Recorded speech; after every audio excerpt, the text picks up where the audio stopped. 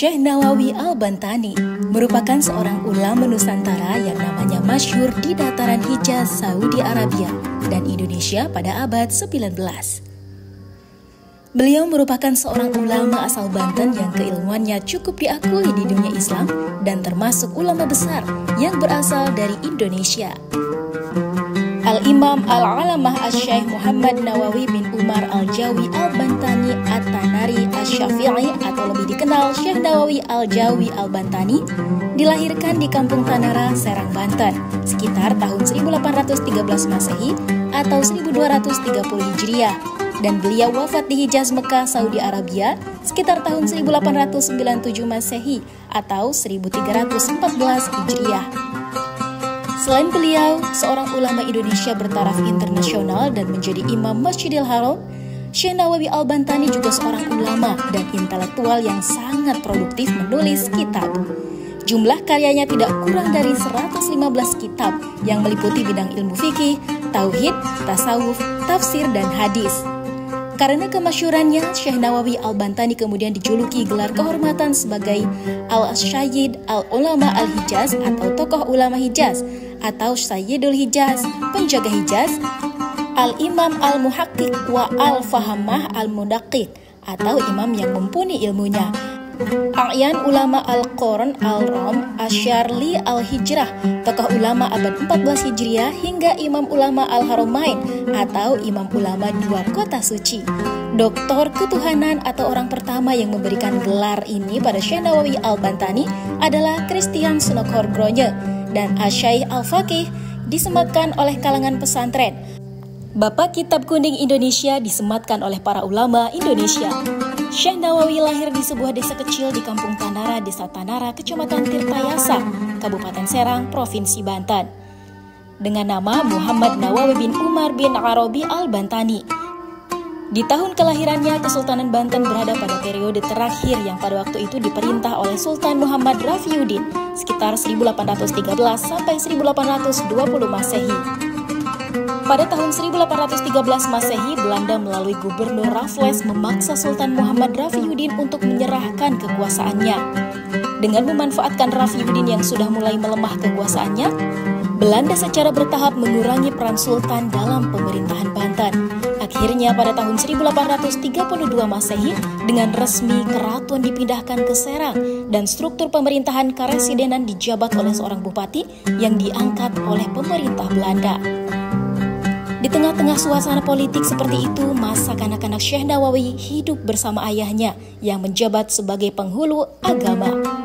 Suatu jabatan dari pemerintah Belanda untuk mengurus masalah-masalah keagamaan. Syekh Nawawi merupakan anak sulung dari 7 bersaudara, yaitu Ahmad Syihabuddin, Tamim, Said, Abdullah, Sakillah, dan Sariyah.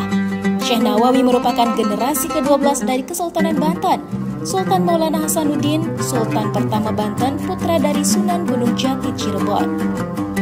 Ayah Syekh Nawawi merupakan seorang ulama lokal di Banten dan seorang imam masjid serta kepala pendidikan Islam di Tanara, bernama Syekh Umar bin Arabi Al-Bantani. Sedangkan ibunya bernama Zubaidah, seorang ibu rumah tangga biasa. Syekh Nawawi mempunyai 2 orang istri, yaitu Nasimah yang merupakan istri tertua dan Hamdanah sebagai istri muda. Dari Nasimah, Syekh Nawawi memiliki 3 keturunan yang semuanya perempuan, yaitu Ruqayyah, Nafisah, dan Maryam. Sedangkan dari Hamdanah beliau memiliki 1 keturunan yang bernama Zuhro. Sejak berusia 5 tahun, Syekh Nawawi sudah mulai belajar ilmu agama Islam langsung dari ayahnya. Bersama saudara-saudara kandungnya, Syekh Nawawi mempelajari tentang pengetahuan dasar bahasa Arab, fikih, tauhid, Al-Quran, dan tafsir. Ketika menjelang usia 8 tahun bersama kedua adiknya, Tamim dan Ahmad pergi ke Jawa Timur untuk belajar selama 3 tahun. Mereka juga belajar pada Kiai Sahal, seorang ulama terkenal di daerah Banten. Kemudian, mereka dikirim oleh ayahnya ke daerah Purwakarta atau Karawang untuk melanjutkan studi pada Kiai Alim yang bernama Kiai Haji Yusuf.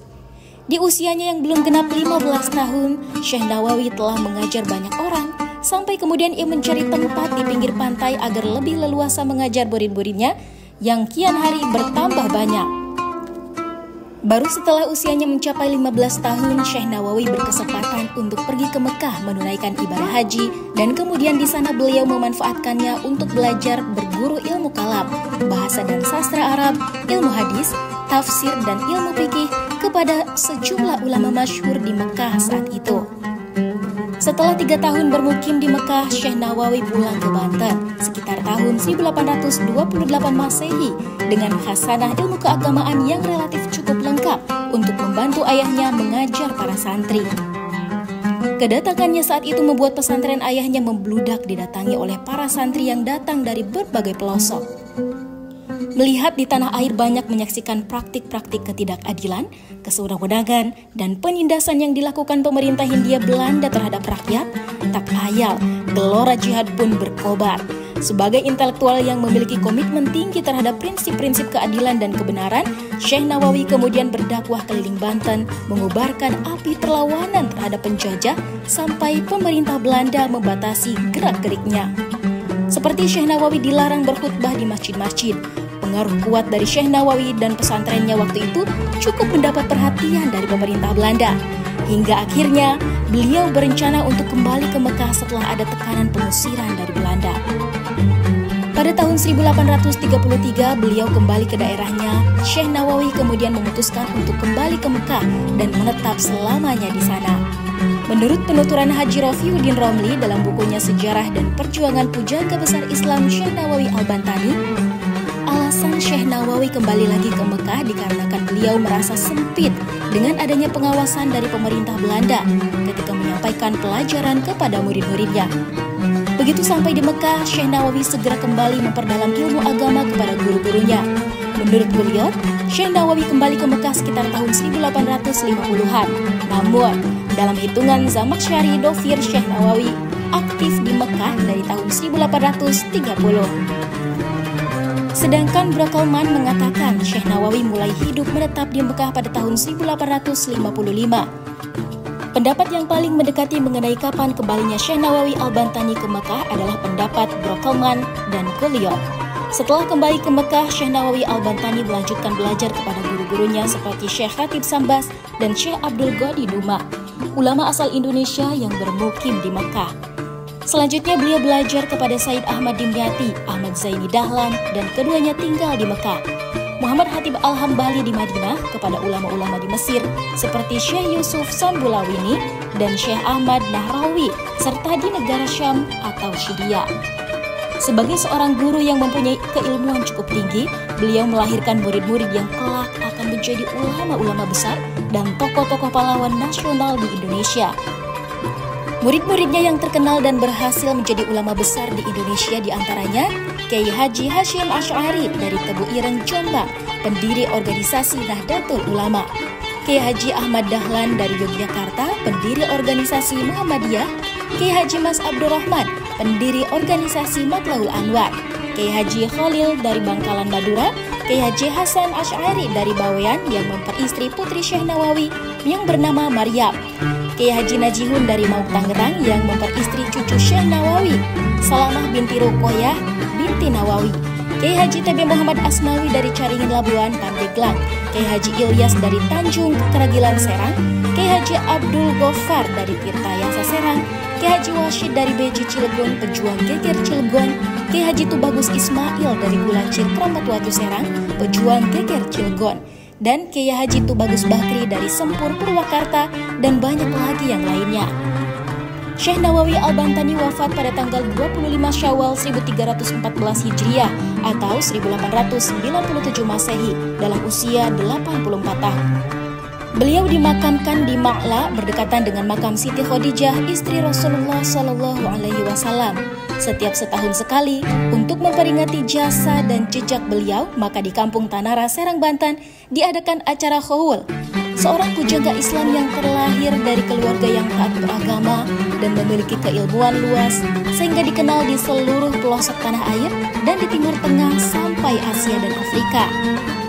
Karena keluasan ilmunya, beliau menjadi ulama yang mampu melahirkan karya-karya yang cukup fenomenal dan masih dikaji sampai saat ini. Syekh Nawawi mulai masyhur ketika menetap di Syaib Ali, Mekah. Dia mengajar di halaman rumahnya. Mula-mula muridnya cuma puluhan, tetapi semakin lama jumlahnya kian banyak. Mereka datang dari berbagai penjuru dunia, hingga jadilah Syekh Nawawi Al-Bantani sebagai ulama yang dikenal piawai dalam ilmu agama, terutama tentang tauhid, fikih, tafsir, dan tasawuf. Nama Syekh Nawawi Al-Bantani semakin masyhur ketika dia ditunjuk sebagai Imam Masjidil Haram, menggantikan Syekh Ahmad Khatib Al-Syambasi atau Syekh Ahmad Khatib Al-Minangkabawi. Tidak hanya di kota Mekah dan Madinah saja, dia dikenal. Bahkan di negeri Suriah, Mesir, Turki, hingga Hindustan namanya begitu masyhur. Syekh Nawawi memegang peran sentral di tengah ulama Al-Jawi. Dia menginspirasi komunitas Al-Jawi untuk lebih terlibat dalam studi Islam secara serius, tetapi juga berperan dalam mendidik sejumlah ulama pesantren terkemuka. Bagi Syekh Nawawi, masyarakat Islam di Indonesia harus dibebaskan dari belenggu kolonialisme. Dengan mencapai kemerdekaan, ajaran-ajaran Islam akan dengan mudah dilaksanakan di Nusantara. Pemikiran ini mendorong Syekh Nawawi untuk selalu mengikuti perkembangan dan perjuangan di tanah air dari para murid yang berasal dari Indonesia, serta menyumbangkan pemikirannya untuk kemajuan masyarakat Indonesia. Selain pelajaran agama, Syekh Nawawi juga mengajarkan makna kemerdekaan, antikolonialisme, dan imperialisme dengan cara yang halus. Mencetak kader patriotik yang di kemudian hari mampu menegakkan kebenaran. Perjuangan yang dilakukan Syekh Nawawi memang tidak dalam bentuk revolusi fisik, namun lewat pendidikan dalam menumbuhkan semangat kebangkitan dan jiwa nasionalisme. Di samping itu, upaya pembinaan yang dilakukan Syekh Nawawi Al-Bantani terhadap komunitas Al-Jawi di Mekah juga menjadi perhatian serius dari pemerintahan Belanda di Indonesia. Produktivitas komunitas Al-Jawi untuk menghasilkan alumni-alumni yang memiliki integritas keilmuan agama dan jiwa nasionalisme menjadi kekhawatiran tersendiri bagi Belanda. Untuk mengantisipasi ruang gerak komunitas Al-Jawi ini, maka pemerintah Belanda mengutus penasihat pemerintah, yaitu Christian Slockerbronje, untuk berkunjung ke Mekah pada tahun 1884 sampai 1885. Kedatangan Slockerbronje ini bertujuan untuk meneliti lebih lanjut dan melihat secara langsung berbagai hal yang telah dilakukan oleh ulama Indonesia yang tergabung dalam komunitas Al-Jawi. Ulama asal Mesir Syekh Umar Abdul Jabbar dalam kitabnya yaitu Beberapa Kajian Masa Lalu dan Masa Kini tentang Pendidikan Masa Kini di Masjidil Haram menulis bahwa Syekh Nawawi Al-Bantani sangat produktif menulis hingga karyanya mencapai 100 judul lebih yang meliputi berbagai disiplin ilmu. Banyak pula karyanya yang berupa syarah atau komentar terhadap kitab-kitab klasik. Karya tafsirnya Al-Munir sangat monumental, bahkan ada yang mengatakan lebih baik dari tafsir Al-Jalalain. Karya Imam Jalaluddin Al-Suyuti dan Imam Jalaluddin Al-Mahalli yang sangat terkenal. Sementara, Kashifa Al-Sajjah merupakan syarah atau komentar terhadap kitab fikih Safinatun Najah, karya Syekh Salim bin Sumair Al-Hadrami. Sementara dalam bidang ilmu hadis, misalnya Tanqih Al-Qaul, karya-karya dia di bidang ilmu fikih yakni Sulam Al-Munajjah, Nihaya Al-Zain, Kashifa Al-Sajjah, dan yang sangat terkenal di kalangan para santri pesantren di Jawa yaitu Syarah Uqud Al-Lujain fi Bayan Hukuk Al-Jauzain. Adapun Qami'u Al-Tughyan, Nasaih Al-Ibad, dan Minhaj Al-Raghibi merupakan karya tasawuf. Pada suatu waktu di sebuah perjalanan dalam syukuf atau rumah-rumah di panggung unta, Syekh Nawawi pernah mengarang kitab dengan menggunakan telunjuknya sebagai lampu. Hal tersebut terjadi karena tidak ada cahaya dalam syukduf yang ia tumpangi. Sementara aspirasi untuk menulis kitab tengah kencang mengisi kepalanya, Syekh Nawawi kemudian berdoa kepada Allah agar telunjuk kirinya dapat menjadi lampu, menerangi jari kanan yang akan digunakannya untuk menulis kitab. Kitab yang kemudian lahir dengan nama Maraqi Al-Ubudiyah Syarah Matan Bidayah Al-Hidayah itu harus dibayarnya dengan cacat pada jari telunjuk kiri. Karena cahaya yang diberikan Allah pada telunjuk kirinya itu membawa bekas yang tidak hilang. Syekh Nawawi wafat dan dimakamkan di Jannatul Mu'alla.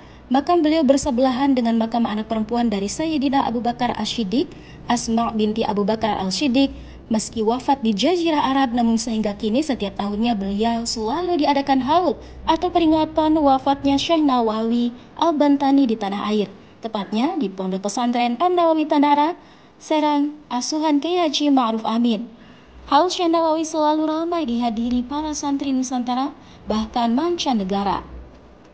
Telah menjadi kebijakan pemerintah Arab Saudi bahwa orang yang telah dikubur selama setahun kuburannya harus digali. Tulang belulang si mayat kemudian diambil dan disatukan dengan tulang belulang mayat lainnya. Selanjutnya, semua tulang itu dikuburkan di tempat lain di luar kota dan lubang kubur yang dibongkar dibiarkan tetap terbuka hingga datang jenazah berikutnya terus silih berganti. Kebijakan tersebut dijalankan tanpa pandang bulu hingga menimpa pula pada makam Syekh Nawawi Al-Bantani. Setelah kuburnya genap berusia 1 tahun, datanglah petugas dari pemerintah kota untuk menggali kuburnya. Tetapi yang terjadi adalah hal yang tak lazim. Para petugas kuburan itu tak menemukan tulang belulang seperti biasanya. Yang mereka temukan adalah satu jasad yang masih utuh. Tidak kurang satu apapun, tidak lecet dan tidak ada tanda-tanda pembusukan seperti lazimnya jenazah yang telah lama dikubur. Bahkan, kain kafan penutup jasad Syekh Nawawi tidak sobek dan tidak lapuk sedikit pun. Terang saja, kejadian tersebut mengejutkan para petugas. Mereka lari berhamburan mendatangi atasannya dan menceritakan apa yang telah terjadi. Setelah diteliti, sang atasan kemudian menyadari bahwa makam yang digali itu bukan makam orang sembarangan. Langkah strategis selalu diambil, yaitu larangan dari pemerintah untuk membongkar makam Syekh Nawawi. Jasadnya lalu dikuburkan kembali seperti sedia kala dan hingga sekarang, makam Syekh Nawawi tetap berada di Ma'la Mekah.